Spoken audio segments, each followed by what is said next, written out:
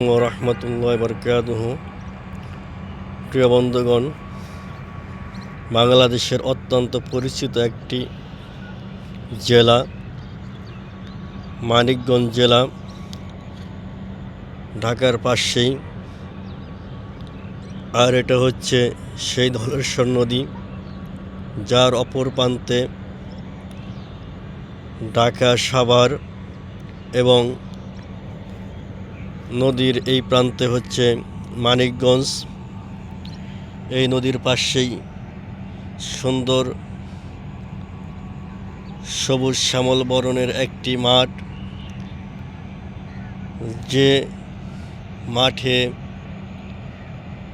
বাংলাদেশের অত্যন্ত পরিচিত একটি ফসল সরিষার ক্ষেত। দেখতেই পাচ্ছেন কত সুন্দর। আর এখানেই একটি বিদ্যুৎ উৎপাদন কেন্দ্র, 55 মেগাওয়াট বিদ্যুৎ উৎপাদন হয়। প্রত্যেকের ভিডিওটা ভালো লাগলে বেশি বেশি করে লাইক, কমেন্ট, শেয়ার করবেন। সবাই ভালো থাকবেন, সুস্থ থাকবেন। আসসালামু আলাইকুম ওয়া রাহমাতুল্লাহি ওয়া বারাকাতুহু।